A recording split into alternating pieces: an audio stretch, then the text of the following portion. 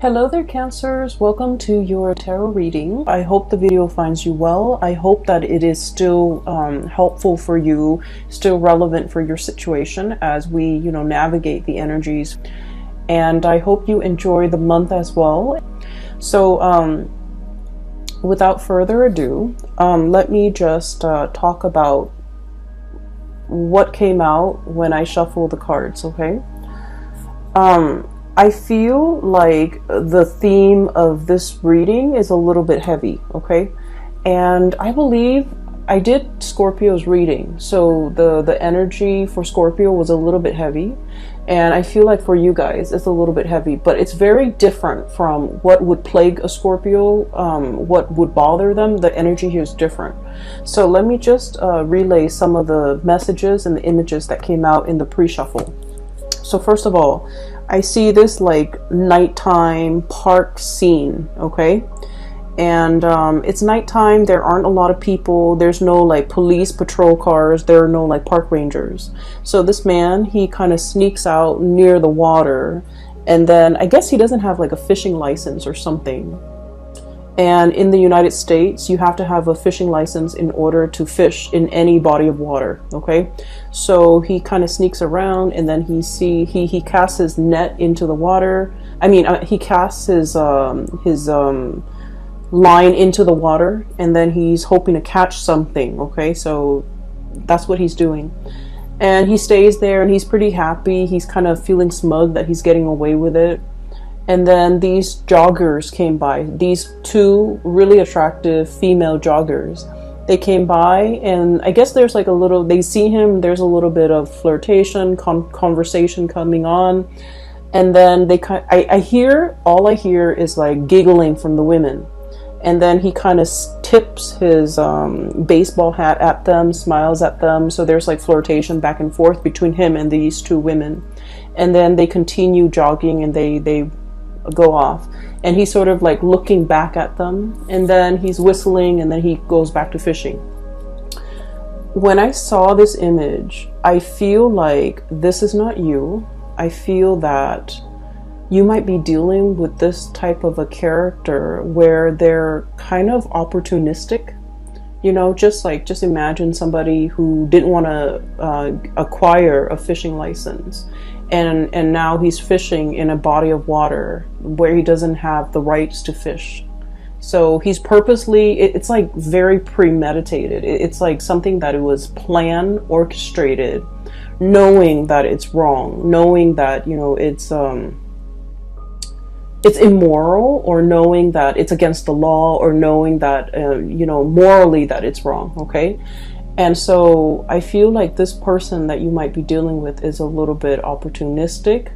They're opportunistic with the activities that they engage in, and the fact that, he's flirting with these two women. I mean, it takes two, because, the women were flirting with him as well. But what I'm seeing is just somebody that, like, I'll take what I can get. I'll take whatever is handed to me. I'll willingly take it. So I do feel you're dealing with someone who might be a little bit slimy, okay? For some of you, I feel like it might be a relationship partner, honestly. And then for others, it's somebody in your midst that you have a lot of interaction with, or a lot of encounters with, okay? For some of you, like family members who willingly do the wrong things, okay? Just to see what they can get away with. Because I feel like, it's somebody who, in their defense, they don't want to, hurt anybody. Like they're not setting out to like injure someone, make somebody cry, but then I feel like their actions and their activities and the things that they get engaged in are a little bit morally dubious. It's not like they want to hurt anybody, but they themselves, like they have a very shifty sense of morality, okay? So do be careful with people like this. People who can justify and rationalize why they do bad things. It's not a good energy to be around, okay? So I feel like you're dealing with someone who can justify or rationalize. And then I do feel, honestly, small minority of you this might be your energy where you're willingly engaging in something that you know you shouldn't get engaged in, and you rationalize, you know. So for example, what I do here coming up is, well, you know, she was flirting with so and so, so I'm gonna flirt with whoever is interested in me. Okay, so that's what I'm hearing. Well, he was stealing office supplies, so it's okay for me to take the stapler and bring it home. You know, things like that. It's like, well, this other person, so-and-so, is doing it. Why isn't it okay for me to do it? Okay? The thing is, you have to know yourself, and you have to know where your moral compass lies. And you have to, you know, like, what other people do should not dictate what you do. Okay? Other people's sense of right and wrong should not affect or dictate your sense of right and wrong. Just because someone is doing it doesn't mean that you should follow suit. So I'm feeling here a situation where morality is very shifty.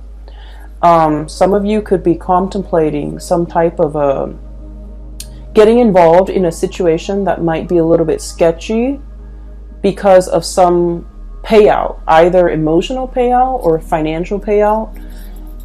And, you know, it's like ethics and morality goes out the window because you're thinking more of the payout. You're thinking about more like, oh, I'll never get caught. You know, I'll never get caught. I'll never get in trouble.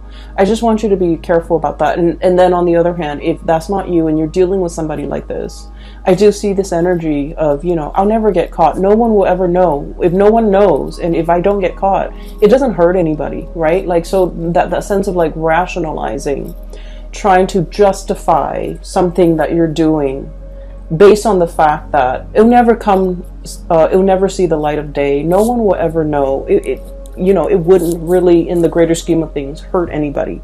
So I just want you to be a little bit aware of that and to be a little bit careful about that. Okay. So your reading, kind of like the Virgo reading, it's kind of split in half. And I'm going to relay the other information in a little bit, okay? First of all, I feel like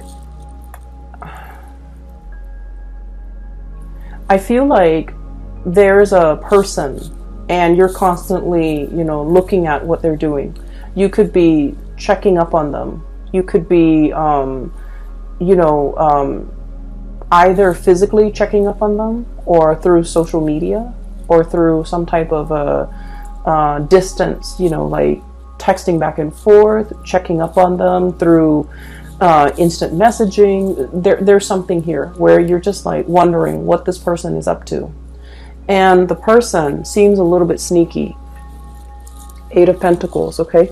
Look at that fox, okay? Doesn't that scream out to you like, I'm doing something shady over here, I'm turning my back, and no one will see. So it seems a little bit sketch. So I feel like you're dealing with someone, possibly could be in your work environment. They could be like a subordinate where you're managing and you're overlooking and overseeing the things that they're doing. And you feel like your intuition is so sharp, and you feel like they're up to something that is not good for themselves or not good for the organization as a whole. And you're gathering evidence, or you're trying to gather information. You're you know, I feel like you give people the benefit of the doubt. Okay, it's not like you're out there suspicious of everybody. I feel like you're not suspicious, but you feel your intuition is really nudging you, and it's telling you something's up. This person might be omitting information. When I said omitting information, I feel like, you know, for example, you ask them like, hey, what did you do today? They might, for example, you know, cut class or cut school or not gone to work, and they would tell you, oh, you know, I was at school or I was at work. Okay, or they might like omit information. So for example, if they went somewhere where they're not supposed to, they would like say like, oh yeah, I was at school, which they were, and then, you know, omit the things that they don't want you to know. So it's somebody who's purposely lying, evasive, or like they're lying by omission, which you know, people say it's a lesser offense, lying by omission, not giving the whole truth. But the reality is there's something evasive and slippery and slimy about this person. We have the moon here, and the moon is notorious for confusion, okay? Somebody who's purposely like either hiding the truth, lying by omission, or giving you so much information where you get confused. So the interaction between you and this person gets more and more confusing the more questions that you ask, because they know how to spin out a web of lies, and they know how to cover the evidence. They know how to, you know, what I'm seeing is I see somebody walking over snow or sand or something that sinks, and it leaves their footprint, right? And then they get like a branch off a tree, or like a little thing off a tree, and then they wipe away their footprint. Somebody who's covering their tracks, somebody who's like adept at, you know, concealing information, covering their tracks, getting rid of evidence. And I feel like your spidey senses are picking up this information from this person. You want to give them the benefit of the doubt, but your intuition is pretty much screaming out, they're up to something, they're doing something. They're covering their tracks. They're very good. It's like the escape artist, someone who's very, very good at getting themselves out of sticky situations, okay? There might be some of this happening in your work environment with a coworker, with a subordinate especially.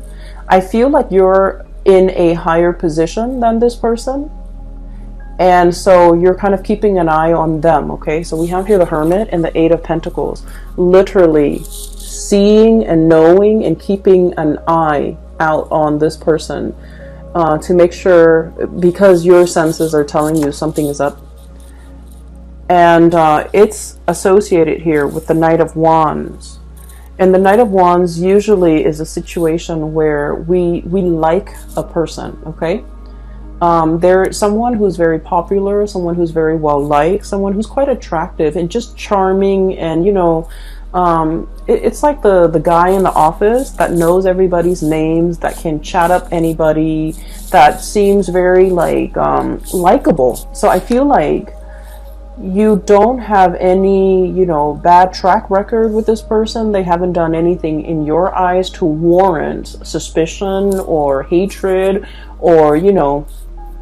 And so you want to give this person the benefit of the doubt. I also feel like you might be quite attracted to this person. You might like them quite a bit. You might have feelings for them. You might, you know, carry a torch for them. You might just like them. And so all of this is coming in a very unexpected way, okay? Where your intuition is telling you something, and you're trying to prove your intuition wrong, even because you have a soft spot for this person, okay? What I'm seeing with the Moon card, Knight of Wands is like really strong passion, and the Moon card is like an emotional connection. For some of you, I feel like you might be in a relationship with this person, and you might sense that they're either withdrawing, they're up to something. They might resort to a lot of like attention seeking, okay? They might be like, if you guys have had, you know, your ups and downs, they might like flirt with other people, talk to other people just to make you jealous, okay? And I don't like saying this information. I don't like to, you know, relay information related to relationships, because like we always know whether or not our relationship partner is faithful or truthful or otherwise. We always know. Our intuition is never wrong. Whether or not we are able to admit that to ourselves, that's another story. But I do feel this is not coming in as news to you guys, because you might have inkling. You might have already had encounters with this person that leads you to believe they are a certain way. So this is not like news. This is not a big revelation. There's no tower here to indicate to me that, you know, oh, I had no idea. Okay, so I feel like I'm giving you information that you already know, that your hunches are already correct about. So I feel like there's somebody who might not be getting enough attention, and they're doing a lot of attention seeking. And I also feel as well, if you're in a relationship, especially if there has been problems, trust issues, estrangement, like if you haven't been talking, I feel like this person is like swirling away their assets, okay, covering their ass, doing something they're not supposed to, and they're covering their ass so that they don't get found out. But I do feel like, in a way, somebody is swirling away their money, swirling away their assets. If you are if you have any type of Sagittarius in you, like a strong placement in Sagittarius, even a Sagittarius sun, moon, or rising, you might also want to watch that video, because I did mention swirling away assets. Okay, so there's a situation here where things are very confusing. You want to give somebody the benefit of the doubt, but at the third hour, I feel like you can't ignore the signs anymore. That's what it feels like to me. Okay, so we're moving on here.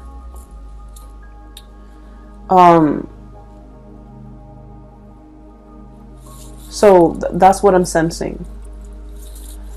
What we have here is the Five of Swords. And the Five of Swords, this is a really troublesome card, because it usually indicates like a very cutthroat person. A situation where it's like we're not interested in the truth, we're trying to prove ourselves right. It's a situation where winner takes all. Okay, it's like leaving your opponent destroyed, not giving them any leg to stand on, like wanting to decimate the opponent. It's a situation where, you know, no good can come out of it. So there's a lot of bickering, there's a lot of clucking, there's a lot of like mindless back and forth, and at the end of the day, it doesn't really absolve anyone, it doesn't really resolve conflict, it doesn't really lead to anything. Okay,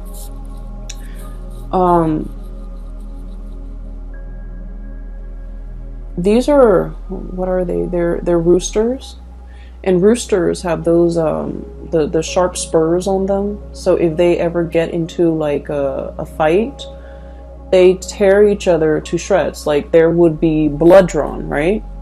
And so that's what I feel like. It's like wanting to draw blood, wanting to argue, just to be right, just to be proven right, just to, you know,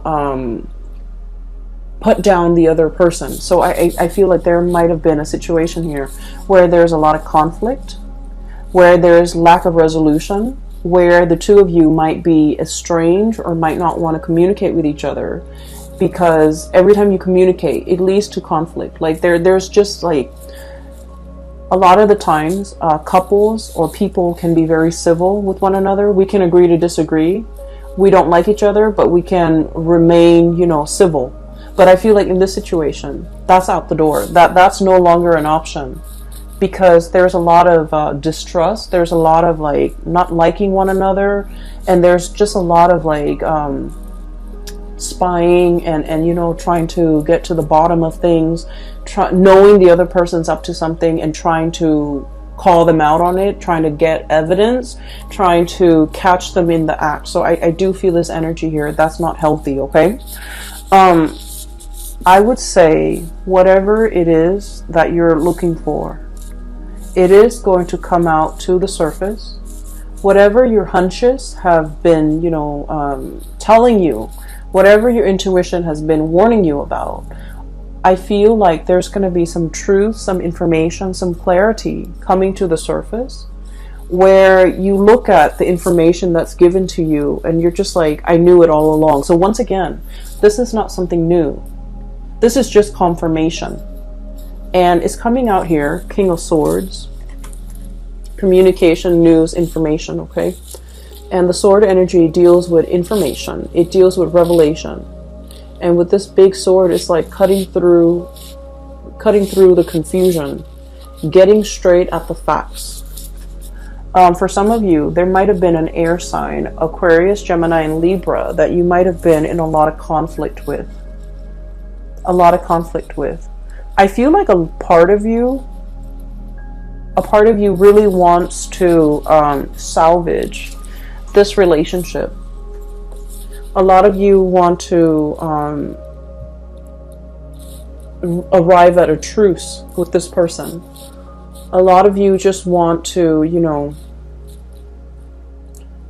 smooth things out. Okay, you guys are not like conflict and ego driven people. You guys are like the lovers of the zodiac, of all the 12 signs. You guys are like the lovers, the peacemaker, the caretaker, the nurturer. And so you don't want to be in a situation where you have to have your guard up, where you're constantly hyper vigilant, where you're constantly you know, operating on adrenaline. You don't like to be in that state. You like peace and harmony with your relationships. And I feel like time and time again, this person, I feel like they're a little bit more conflict driven. I feel like there's somebody here who takes things out of context. It's like, why are you twisting my words? Why are you you know, taking the things that I say out of context? Why are you purposely misinterpreting what I'm saying? So it's somebody who's, I feel a certain degree of somebody has been very hurt and they're on the defense. And so whenever the two of you communicate, things can be taken out of context. Things can be misinterpreted purposely and distorted because both parties feel very hurt. Okay, so it's a situation here. I feel like there's going to be some type of information, some type of truth, as well as some healing that can come out of this. We have here the Star. Okay, so I don't feel like it's a situation where it can't be fixed. But in this situation, somebody needs to kind of like step up, be the bigger person, and apologize. Okay? So that's what I'm feeling here. Give me 1 second. I'm just going to see, you know, if it can be salvaged. Is it worth salvaging? Is there still like love and that emotional connection that can be salvaged here?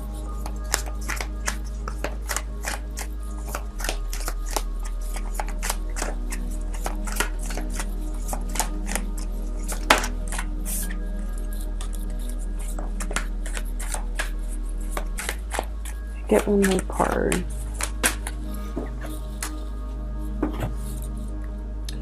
So, if this situation can be healed from, can it be salvaged? Is it worth salvaging? Whether or not there's enough love and that strong emotional connection that can be, I guess, like that still exists in this relationship. Is it worth salvaging? We have here the Temperance card, and the Temperance card indicates to me that something is really like tinkering on the balance. Okay, it's like a situation that needs to be approached with kitty gloves, needs to be kind of like balanced out. And without the temperance, without the patience and the love and the nurturing, I feel like it can go astray. So I do see this might be kind of like a turning point in this relationship. And then we have the Page of Pentacles, which indicates to me that both parties might be putting very little effort in this relationship because they don't see the longevity in it anymore. There might also be a lot of arguments over spending, a lot of arguments over finances, over spending, over, you know, who's contributing what in this relationship, okay? There might have been one person who's creating, you know, who's generating the money, and then the other person is like the spender. So I definitely feel a situation where things are not balanced, where finances and talks about finances get very hazy and very fuzzy, where somebody is not forthright and you know, truthful with you as to, you know, how much money they have squared away. And then I also feel with this combination with the Temperance card and the Page of Pentacles card, unfortunately, I just keep seeing as if somebody might be flirting, giving their pentacles away, giving their time and their energy elsewhere. Okay, so I need you to just be a little bit careful about that. Once again, this is not news to you. If your hunches, if your intuition has been telling you these things, I feel like you're getting some type of confirmation, because somebody is like, I'm seeing somebody checking their iPhone, and then as soon as other people come by, like it could be anybody, they kind of close out their browser. That's what it feels like to me. Like somebody's doing something they're not supposed to, and there's a lot of excuses, there's a lot of confusion, there's a lot of like it's like outmaneuvering, not being able to corner someone, outmaneuvering someone who's very slippery and sly, and you know, it's not a good energy for you to be in. Okay,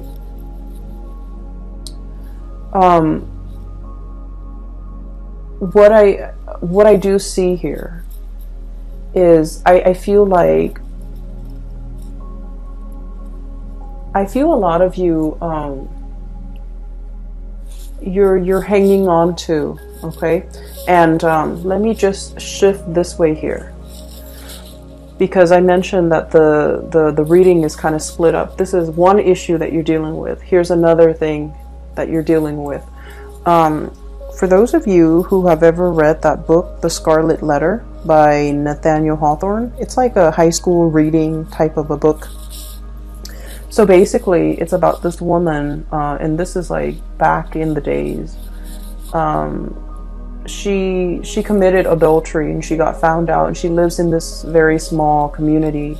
And so her punishment at the time was they sew a giant letter A for adultery, and they force her to wear it on her chest so that everyone in the community can see. So it's sort of like, you know, a shaming mechanism to get people to behave the right way.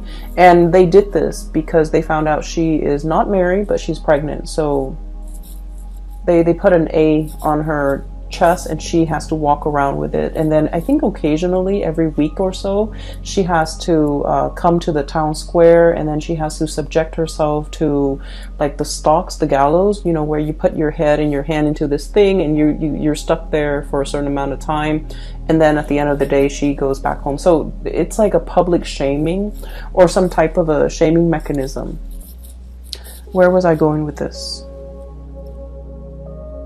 Okay, so that's the premise of the story. What I'm seeing is a little bit different, but I do see, and in the book, the letter, it starts to burn. Okay, like it takes on a life of its own. It's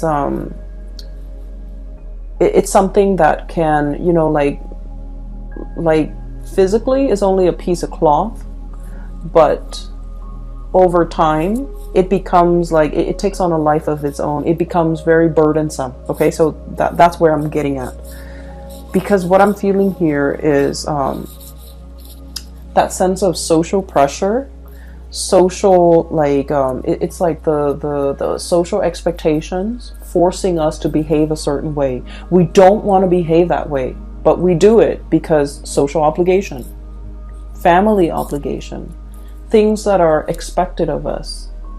You know, not wanting to be shamed, not wanting to be ostracized, not wanting to do anything to upset the apple cart, to do anything to kind of like to not wanting to do anything to set ourselves apart from the crowd. Okay, so I feel like there's something here about conformity, doing something because it's expected of you, not because you want to.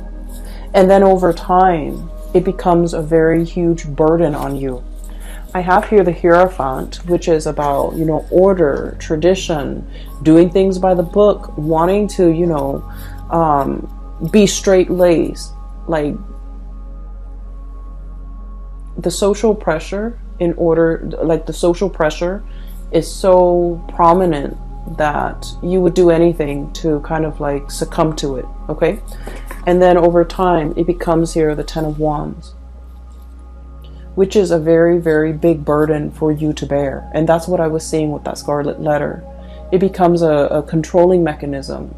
it becomes sort of like its own entity, where physically it's just a piece of cloth, but it has the social stigma, it has like all of these things. So honestly, for some of you, I feel here about, you know, shame, or feeling this sense of like, I don't want to get a divorce because, you know, it's shameful. It's shameful to my household. It's shameful to my family. What are people going to say? What am I going to tell people? Well, it doesn't matter. Okay.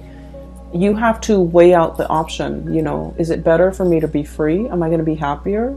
Or will I be happier with this relationship that's kind of like at a dead end? So I feel like there's this sense of social expectation or stigma that you're not willing to face, and it's keeping you stuck in a situation that you're not happy with. And then I also feel like, you know, some of you are thinking about the children, the